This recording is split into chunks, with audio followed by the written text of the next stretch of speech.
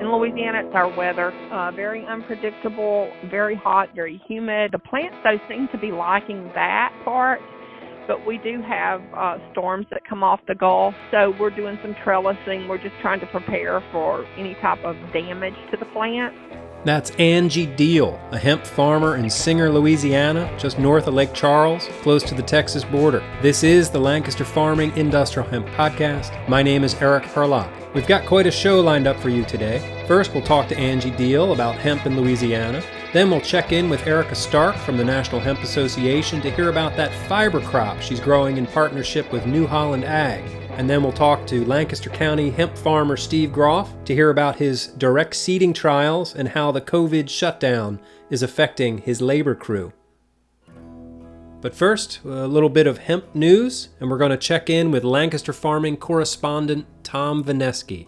Tom, can you tell me about what's going on up there in, was that Luzerne County, Butler Township? Correct. It's Butler Township, which is a agriculture slash residential. Those are the two main uses in the municipality. And recently, the Board of Supervisors proposed a amendment to their zoning ordinance that would establish a 1,000-foot setback from residential areas for farms that grow hemp within the township. And they had a meeting last week to discuss the ordinance, a public meeting, and there were two farmers from the township that grow hemp in attendance, and one farmer, Jason Hawley, his farm's name is Pennsylvania. Yeah, he's been on this show before. Yep. Yeah. He said that this 1,000-foot setback, if enacted, would essentially put him out of business because the majority of his farm fields are within 1,000 feet of residential areas in Butler Township. So he expressed concern, obviously, at the meeting in that regard, and he feels like the ordinance could not be legal per se because it would be overridden by the Right to Farm Act and the Acres Law.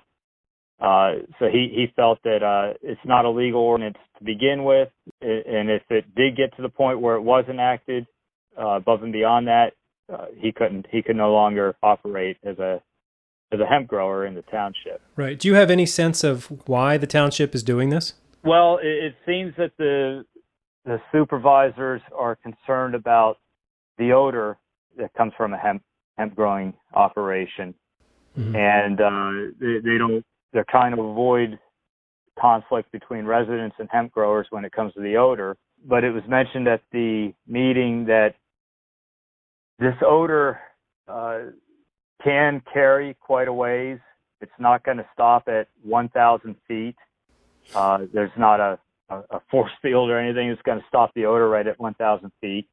And it's all the hemp in the township is being grown in areas zoned for agriculture to begin with. This is a crop. So how can you regulate an ag crop for an odor when it's being grown in an agriculturally zoned area to begin with? The odor seemed to be a big thing. There was also some mention about hemp processing on farms and harvesting for that matter. Should that be considered an agricultural activity or is it an industrial activity? And there was talk about if that's being done on farms in the township, then maybe that should only be done on properties that are in industrial or mining zoned areas as far as processing and harvesting and things like that go. Wow. The farmers in attendance requested that it be tabled. Now, what does that mean? What does that mean, tabled? Well, they didn't vote on it. It was on the agenda for a vote, but they decided not to vote on it. What they did do is that they agreed to send it to the state attorney general's office for review, and that could take 30 to 60 days, if not more, before the attorney general's office reviews and issues a recommendation. Basically, is this a legal ordinance or is it not a legal ordinance? The hemp growers in the township, they already have plants in the ground now. Would they be required to move them or destroy them, or what's sort of the state of the hemp grow in the township now? Well, because it was tabled and because it was sent to the Attorney General's office, they kind of got a reprieve, if you will. Just the time that it's going to take for that office to review this is going to carry it out past the harvest season. They have plants in the ground, they're going to harvest them, and then this issue will be revisited after that when the Attorney General's office gets back to the township on this. Okay, so they get a pass for now. Yeah. Well, we'll keep an eye on this story. Tom, thanks for reporting on that. My pleasure. Tom Vaneski is Lancaster Farming's Northeast Pennsylvania correspondent. So yeah, sounds like something stinks up there in Luzerne County, and it's not the hemp. Okay, next up we're going to talk to Angie Deal from Ideal Hemp in Louisiana. I've decided that I'm going on a mission to talk to as many hemp farmers in the United States as possible. I want to talk to at least one farmer in every state to start.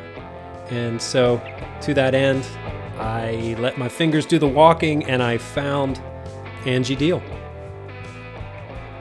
Angie, welcome to the Lancaster Farming Industrial Hemp Podcast. Could you introduce yourself? Yes, my name is Angela Deal. I am from DeQuincy, Louisiana. We are a small town just north of Lake Charles, near the Texas border. How long have you been growing industrial hemp? This will be our first year to grow. I have, however, been in the industry for several years. I am a regional sales director for one company, Cypress Hemp, and I am a distributor for two other companies as well. Oh, great. Okay, can you describe the grow that you're undertaking this year? Yes, sir. We are in the process of a 2-acre grow, which in the beginning we thought was small. It is actually not. It's very labor intense. Mm-hmm. We are doing 1 acre of CBG and 1 acre of CBD, and we are also growing some autoflower. Oh, good. Okay. Can you describe sort of the, your spacing and maybe your irrigation and just sort of the setup in the field? Yes.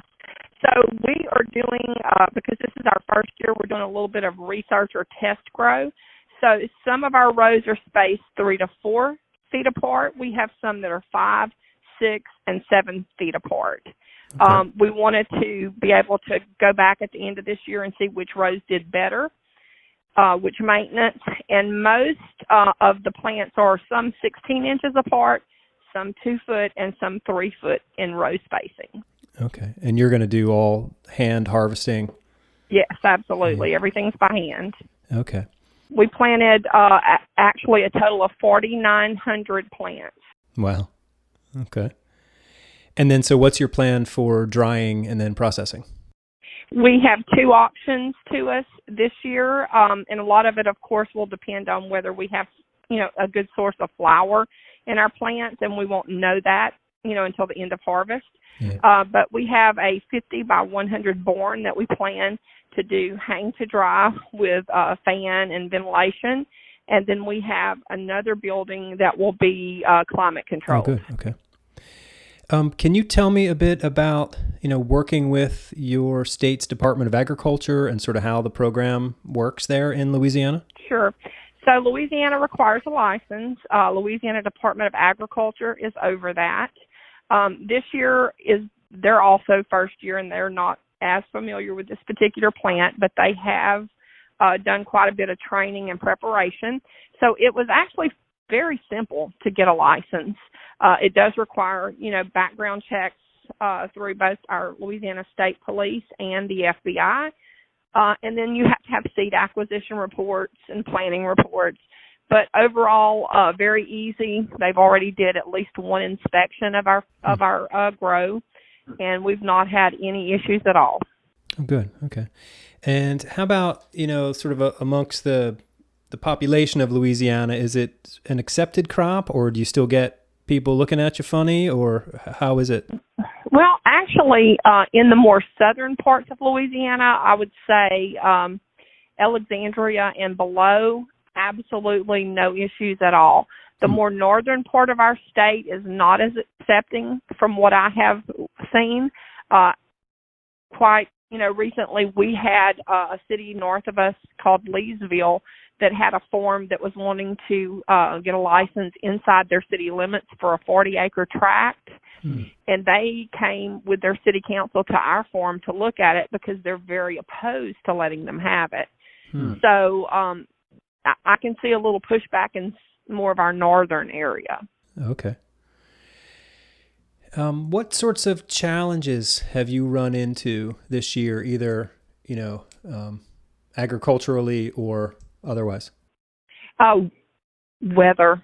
Our weather. In Louisiana, it's our weather. Very unpredictable, very hot, very humid. The plants, though, seem to be liking that part, but we do have storms that come off the Gulf. So we're doing some trellising. We're just trying to prepare for any type of damage to the plants. Okay. But that would be about it, would be the storms. We did have a greenhouse that was destroyed by a tornado. Oh. So luckily our plants were not in that particular greenhouse, so that was a good thing. Can you describe the trellising that you built? Well, the trellising is actually just with mesh netting, and you stake it out, and we're using that to just support the plants a little more. We're also doing some cross bamboo stakes where we will take the bamboo and at an angle and put it into the ground and tie the plants off to it, just to support it a little bit, give it good footing. And our irrigation system, you had asked me earlier, we have a fertigate system where we infuse, and each row can be individually watered or fed. But we also have a backpack, and we sometimes will feed the plants from above also. Oh, okay. Right. Where did you source your genetics? HGH. HGH. And are they a Louisiana company, or where are they from? No, they're Colorado. Oh, they're Colorado. Yeah. Okay. Yes. Great. Yeah. Are you connected with a lot of other growers down there? Is there like a network of growers that you? They're starting to become a network. At first there was not, but we do have an HIA in Louisiana. We do have a Louisiana HIA that Christy Abear with Cypress Hemp founded. And so some of the growers are starting to find each other through that Hemp Industrial Association. Yeah. And we are reaching out to each other and just sort of, exchanging information.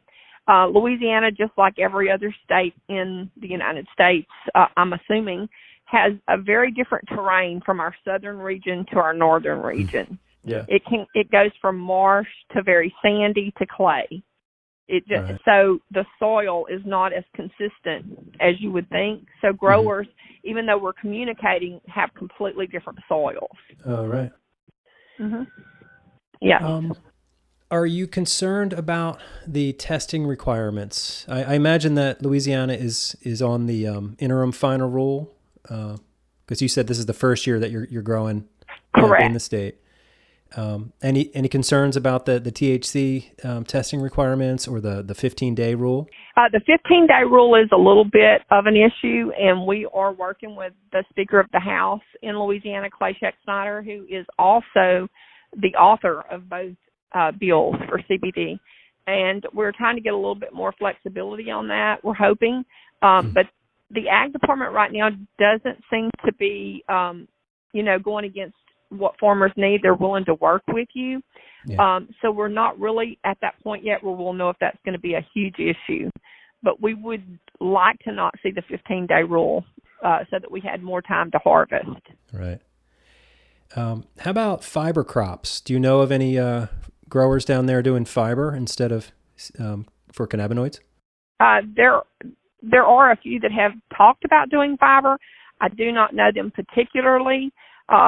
I have had a lot of contact with two other growers who are growing in the same manner I am, one at a much larger scale.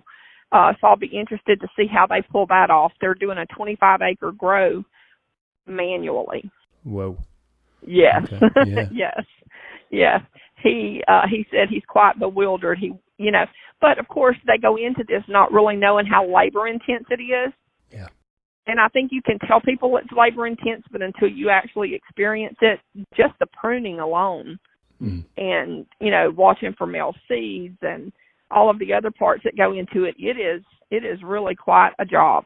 How about challenges in like the supply chain and the infrastructure down there? I mean, you mentioned weather being one of the challenges, but in the supply chain and how things are going to work from field to harvest to an eventual product.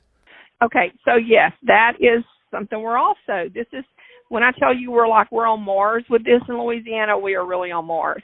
We have facilities being built as we speak for processing. There's one in Houma, but of course Houma is from where my farm is about a 3-hour drive. Oh. So to get plants there is going to be quite the experience. There's one in Lafayette, which is 90 miles from my home, so that one would be a little closer. So it's all sort of new territory here.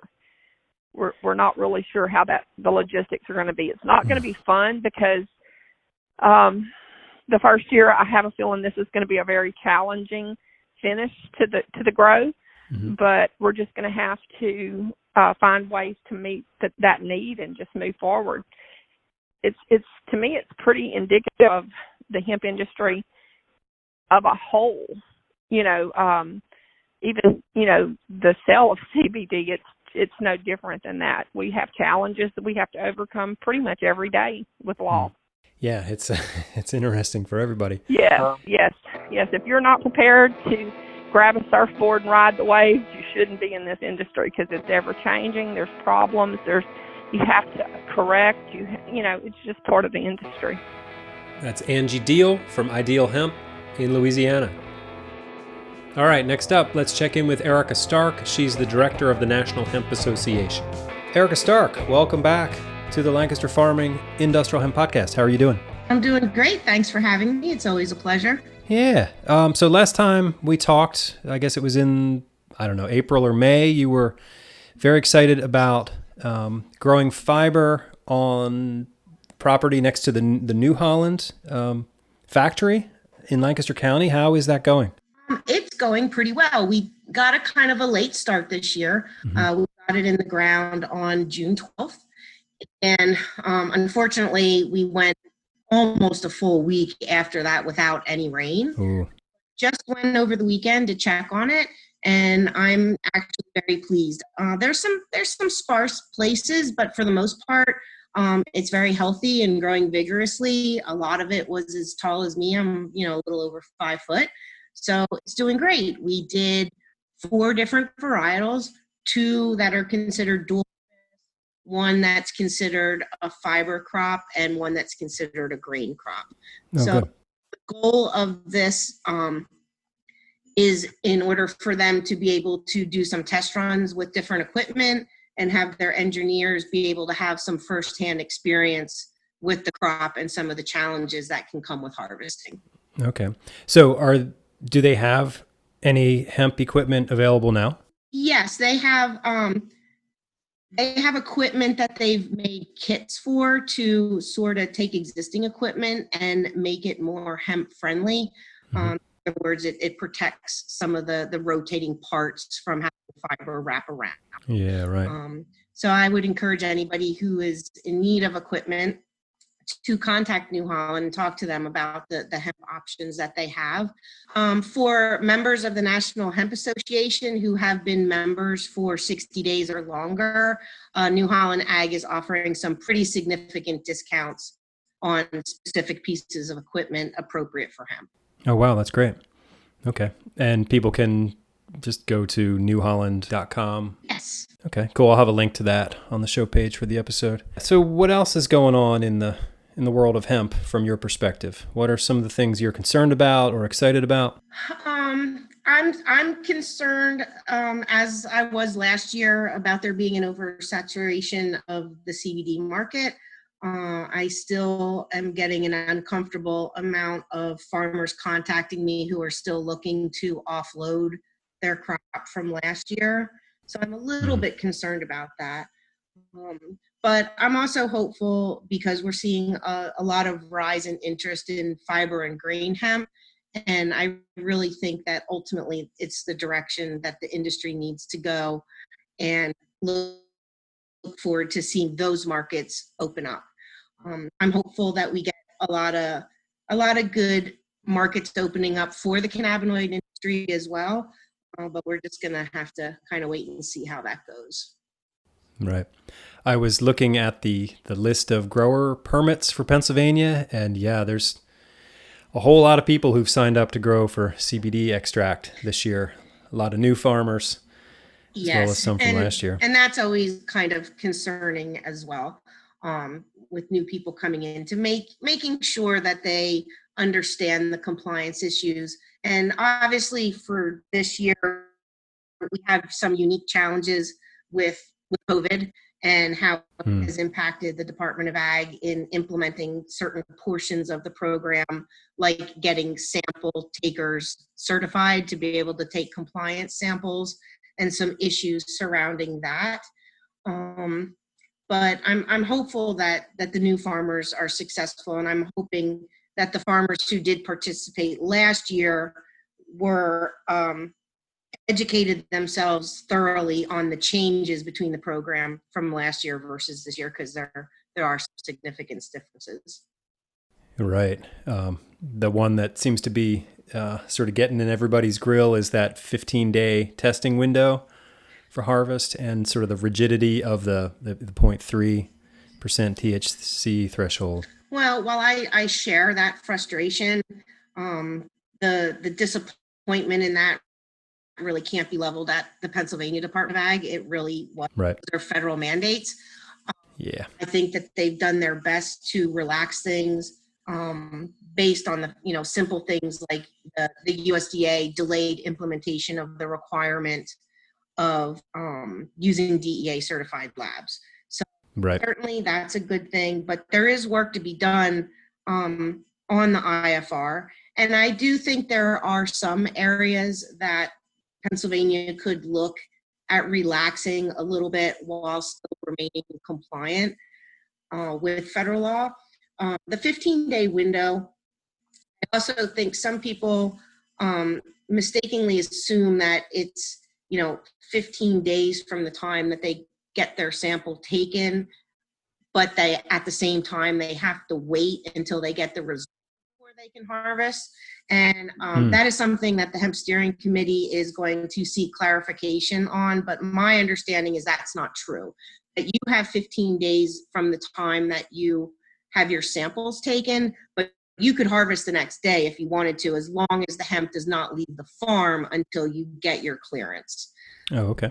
So I don't think if you have your sample taken and it takes 10 days for you to get your results back, then you would only have 5 days in which to get the harvest done. So I believe that once you get the samples taken, you can harvest whenever you want within that 15-day window. And like I said, you just have to wait for your clearances to come through before you can sell or transact or move that hemp. Okay. You mentioned the steering committee, and you're on the leadership team, right? I am, for the policy and regulation subcommittee. Oh, good. Okay. And how is that going? How's the whole leadership team working out? I think it's a little slow and steady in getting rolling, but I think it's ultimately going to be a very good thing for Pennsylvania. I'm pleased with my fellow leadership team members, and Ron Canners, the chair, is wonderful to work with. We had our first meeting of the full committee not just the leadership team, but the full steering committee. And I feel that went well. And anybody who's in the hemp industry that has an interest in participating on the greater steering committee, I encourage them to reach out, because we need to work together and make sure that everybody's voice is heard on some of the important issues that surround the industry. So I was looking at the National Hemp Association website, and tell me about the Hemp Pledge that you've got up there.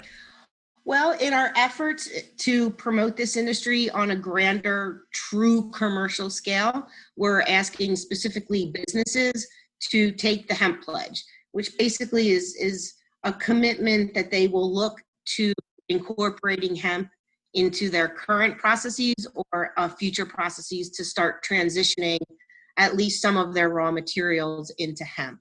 So far, our response has been pretty good. and certainly having a partner like New Holland, I think, is going to be very important in making corporate America understand the move towards sustainability and how hemp can fit in with that, as well as how it can help us reach our climate goals.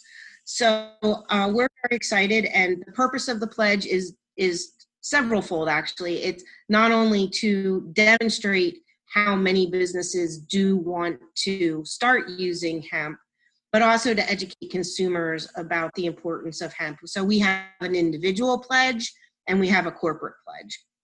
And we've gotten really good responses for both. We just launched this like a month or so ago, and I basically just received logos from all of the companies that took the corporate pledge, and now we need to update the website and start including those so people can start to see the level of enthusiasm that we have for hemp, and also get the individual pledge members up there in order to show how many consumers there are out there. And it's, we have to build the supply chain sort of piece by piece, but it is kind of circular in nature. So we just need to put the pieces of the puzzle together and get everybody on board so we can create robust supply chains and bring hemp to its full potential. And people can learn more about that pledge and take the pledge at nationalhempassociation.org. And again, I'll put that link on the page for the show. Thank you. Appreciate that. So other concerns, anything else you want to share with our audience? Well, as you know, this is a topic that we could both talk about for hours and hours and hours. So it's kind of hard to, off the top of my head, pinpoint any specific thing. There's always issues, there's always concerns, there's always legislative work that needs to be done on the state and local level. But that's why we're here. So I encourage, anybody that has any pressing issues that they feel need to be addressed, to feel free to reach out to me either through my role as executive director of the National Hemp Association or the Pennsylvania Hemp Industry Council, or on the steering committee. And, I'll be more than happy to make sure that any questions and concerns get raised. Erica Stark, thanks again for your time. It's always a pleasure talking to you. Thank you. You as well. Stay cool. Staying cool is kind of hard to do right now because we are in day 10 of 90-degree temperatures here in southeastern Pennsylvania. And it looks like that trend is going to continue for, the next 10 days. So please pray for rain. Okay, next up is Steve Groff from Lancaster County. Hey, Steve Groff, welcome back to the Lancaster Farming Industrial Hemp Podcast. How are you doing? I'm doing good, Eric. It's great to be back again. Yeah, so here it is, working on the end of July. How are things going down on the farm in Holtwood? Well, as any farmer knows, we have our challenges and our successes. My biggest challenge right now that's not totally hemp related, but I'm a vegetable farmer as well, and I don't have my my workers, my H-2A legal workers are unable to arrive here just because of some COVID issues and so forth. So that's causing a little bit of a challenge for me here on the farm just to get everything done. So would you bring the same crew in every year? How does that usually work? I actually have a crew. I have some people here that have been working for me for over 14 years. Oh, wow. So they know what they're doing, and basically I'm cobbling together anybody I can round up to help here, and that means a lot more time for me in oversight because a lot of these people don't have experience and with what we're doing here. So it takes a little extra of my time. So what do you got in the ground besides hemp? So I have heirloom tomatoes and high tunnels, and we also have some eggplants this year, a specialty eggplant that we're growing for a specific store that I sell to. And then coming on later in the fall, we'll have winter squash, acorn, butternut, and spaghetti winter squash along with pumpkins. Oh, okay. So that's where obviously a lot of hand work is required for that. Right. Do you have those squash planted yet, or is that something you wait a little bit yet? No, they're all planted and they're growing. Yeah. It's a little dry right now. We're hoping for some rain this week. It's been dry. But yeah, it's other than that, no, they're growing. They're looking nice. I got to tell you though, on the bright side of everything, I could say because of COVID, we're getting the highest prices I've ever gotten for tomatoes. Oh, okay. So that's the bright side. So there is a balance here. So it's at least for now. Yeah. The prices are really strong. Oh, that's good. So that's and part of the reason is the same thing I'm experiencing. Is there's some labor shortages here and there for just a lot of reasons, and that is one reason why. And there are some products that are specifically for restaurants. Restaurants are still not back to full capacity. So things like mushrooms, which are predominantly sold in restaurants, are still suffering. Yeah. But there are other things that are the prices are really strong. That's good. Yeah. Well, let's talk about hemp. I guess the last time we were talking was on that Atlas Seed webinar, and there was talk about you doing some direct seeding trials of autoflower. So what do you have in the ground hemp-wise? Well, how's that going? Well, we did do direct seeding of autoflower. I did a couple different varieties. Based on my experience last year, I did do direct seeding. I did that in the beginning of July. And the conditions that we had last year, I would say it was very much of a success. So I went into 2020 here thinking, well, this direct seeding thing is definitely the future. It's the way to go. It's going to cut down expenses and so forth. And I can say I was somewhat confident going into this season. That being said, we did have a cold spring, kind of colder than normal up till about the middle of June.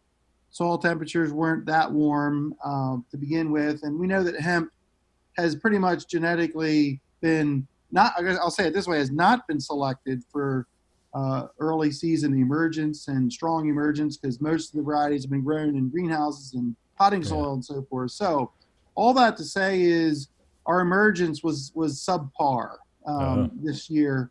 Now we did keep planting, and as the season went on, things got a little better. But it was kind of a reality check. This whole hemp experience, as we all know, it's so new that there's just a lot of things that are uncovered even over a couple years' time. Yeah, right. So I would have to say right now the direct seeding has taken somewhat of a setback in the context of its success, especially early on. I do love the concept of autoflower varieties. We did grow some in my high tunnels that we're harvesting now. So that's kind of nice to get some early season crop off. And that did grow reasonably well. But then again, conditions in there are very ideal. Sure. So yeah, again, chalk this up to some more learning experience. But I in talking to other people in the industry, there are some varieties out there that do seem to be stronger in early emergence. I still believe that direct seeding is what we need to be shooting for. So I'm working with Atlas Seed, and we're going to continue down this road. We're going to try to make it work. It may take a little longer than we expected to get good success rate in that. So that's where we're at. I guess there's no guarantees in farming, is there? For sure. So what are your plans for harvest and processing? What are you thinking this year? So this year we're starting to harvest our autoflowers now, and so we'll be harvesting sporadically. I have a couple different plantings that's getting ready right now, and then throughout the season I have my photosensitive varieties out there. We did transplant about 4 or 5 acres, I believe, of photos, so they'll be coming in at normal time, the end of September. And as far as processing and so forth, I'm one of others out there I know are listening to this that I still have my 2019 biomass, but a couple months ago I decided to try to maybe do something about that, and I'm creating my own brand. So I'm creating my own brand. I'm getting hooked up with extraction and bottling and so forth. So brand of what? What are the products you're CBD looking at? oil and CBD products. Oh, okay. So I'll be selling, retail, wholesale. I'm going to join that fray, I guess you might say. I do understand it's a crowded market out there, but then again, I guess I would like to somehow have a little bit more control in what I grow here. Okay. I believe that you almost need to be a part of some type of vertical integration here to make this work right now. Yeah. not that I'm going to be doing my own extraction, but to have a little tighter plan, I will say, with extraction and distribution and all that. So that's where I'm headed, so that I have more control in the whole context of from planting the seeds to literally selling the products. Yeah, right. The finished products. I'm trying to picture your face on the bottles of CBD face cream. You think that'll sell? Well, Eric, that has not been thought about, and probably will not happen. But we might use some logos and so forth with that. But yeah, we're in the process of designing those logos and everything. That's all. That all goes with all that, and it's again, it's not for everybody, that's for sure. Yeah. But I do have some experience with this kind of thing, so I'm you've done a good job in branding, with the cover crop coaching, and then with Hemp Innovators. Yes. How is Hemp Innovators going? Did you have a good spring with that? Hemp Innovators is the group that we were using for training purposes, training other farmers, and I also see for myself as a learning experience too. I share what I know, but I certainly don't know everything. And so obviously a big difference from the euphoria of last year. The desire for learning more about hemp is still out there, but it's way less than before. So as I am moving forward, Hemp Innovators is still going to continue to a degree, but a lesser degree than what it has been in the last year. Okay. So, and part of that is I feel like, and this is maybe just me personally, but we just need to take a little step back here and what really is going on. You didn't ask me about regulations and the regulatory process yet, Eric, but no, not yet. Why is that ever frustrating? It is. I have up to about this point, I've felt like, we deal with it, we work through it, but it's getting to the point now where the regulations are so unclear, so vague sometimes, and then I will just have to say very unrealistic, and dare I say, they're not even fair. So the testing is, the more I test, the less I trust it. And I'm not pointing to anybody in particular, but the testing is not an exact science. Yeah. And it feels like we as farmers are held to test results that are deemed to be exact science, but they're not. And that is getting frustrating. Maybe I should just leave it at that for right now. But well, how do you feel about that, arbitrary THC threshold at 0.3%? Well, I feel like it's driving 30 mile an hour on the interstate. If you want to use that analogy. Yeah. Where did that ever come from? I mean, 0.3 is very low in the context of the way they're looking at our test results now, which test results can vary. I mean, I will just say I had a retest of the exact same homogenized sample that was 2.5 times difference in THC. Whoa. That is, in my opinion, it's just unacceptable to have such a low standard when the testing is not exact. Right. And the other thing too, I would say, is because they're looking at total THC, that makes it even more variable. Mm-hmm. Yeah, I mean, I don't know that I have the total answer. I would certainly advocate 1% to be our benchmark. With that gives us wiggle room. What the frustrating thing for me is 0.3 is so low that in the context of variability of testing, it makes us as farmers, we're growing a crop out here. We spend all our time and effort into it, and then we hit a rogue test or and we get, our crop has to be destroyed or whatever. So yeah, that's some of the things that I hope can be clarified. And again, I'll just say, Eric, the stuff that is being sold in the retail is very little of any regulation out there. Yeah, I guess we're still waiting on the FDA why are we being regulated at the front end when you can actually take the THC out? That's a great point. Possible. Yeah. There's a book that I read recently by a guy named Doug Fine. It's called American Hemp Farmer. Okay. And he goes sort of deep on sort of the history of where that 0.3 percent came from, and how the guys who developed that were actually taking samples from the lower part of the plant and even the stems, and they knew it was arbitrary. But he also gets into really good reasons why we should move it up to a 1.0 threshold. Because his point is that the plant itself wants to produce the THC. It's sort of necessary for the health of the plant. So if a farmer's crop goes a little hot, it's not because he's a bad farmer, but he's actually a good farmer, and the plants are doing what they need to do. But speaking of books, you've written a book recently, right? Yeah, I just actually the book is written. It's being printed right now. It'll be out in the middle to the end of August here soon.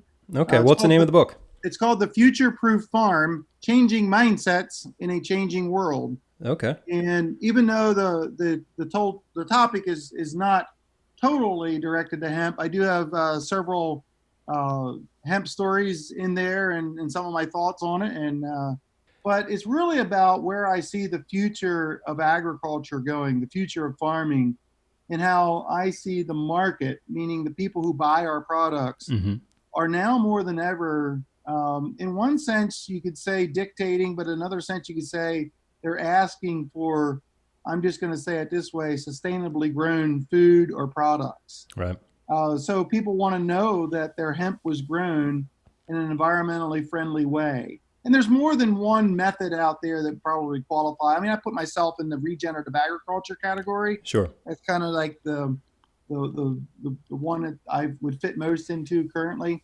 So the point I'm trying to make in the book is that there are markets out there that are indeed, you want to supply products that are grown in a planet-friendly way, if you will. And it's kind of a wake-up call to farmers. Is my first audience. My second audience is just for consumers.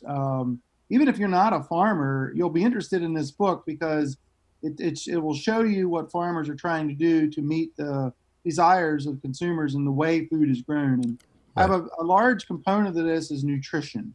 And I feel that if things are grown, if our crops are grown in the right way, in an environmentally friendly way, we're going to have actually healthier tomatoes and squash and maybe even CBD. I mean, I'm going to be looking into this. I've had some preliminary comments on some of the test results on some of my CBD profiles here that were looking very, very good. I'm not going to claim anything yet because it's going to have to do a little more research, but yeah, it's like what J.I. Rodale was saying back in the 40s, healthy soil equals healthy food equals healthy people. So right. Listeners of this show know that I'm convinced that farmers are going to save us all. So, and it's through these regenerative practices and growing hemp, it's going to be the future. So. Oh yeah, and that's why it's part of it's part of my story in the hemp part of it. And I know I'm unique. Some people would say I'm out in front, and to one degree I am, but that's not always. Pioneers get celebrated sometimes for their accomplishments, but a lot of times you don't hear about the frustrations. For instance, I just told you about my direct seeding. Did not go as planned, but I'm still not giving up. I'm going to continue to see to make that work, and I still believe it's the future. But yeah, I had some very big challenges this year that we need to overcome in the future. Failure is the best teacher. So I'm sure you're going to learn a whole lot this year, and you'll be in a better spot for next year. We are always learning. Yeah. Well, cool. It's great to talk to you. Yep. Thanks for your time this morning. I know you're busy on the farm, so I'll let you get back to it. Yeah. Well, thank you, Eric. Always good. And again, I just appreciate what you're doing. You're really helping the hemp community, and I've listened to a lot of your podcasts, so keep it up. All right. Thanks, Steve. You're welcome. All right. That pretty much does it for today's show. Thank you for listening. My name is Eric Herlock. I am the digital editor at Lancaster Farming Newspaper. You can always get in touch with me through email. Just send it to podcast@lancasterfarming.com. Or heck, you can call me up and leave me a message at 717-721-4462. I'm always looking for story ideas, interesting people to talk to, or news from the hemp industry. And if I could ask a favor of you, share our show with one other person in your life. There's got to be some other hemp enthusiast that might really enjoy this show and learn something from it. So please do that. You can always check us out online at lancasterfarming.com, and of course follow us on the Instagram at LFPodcastHemp. And until next time, I'll see you in the newspaper. Oh, and speaking of the newspaper, remember Tom Vaneski from the beginning of the show? He's got a great story on sort of the state of hemp in Pennsylvania that's going to be in Lancaster Farming this weekend. I'll have a link to that story on the show page for this episode at lancasterfarming.com. Plus, I'll have a link to Steve Groff's book, The Future Proof Farm, and to the National Hemp Association links that we discussed with Erica Stark. Okay, thanks again.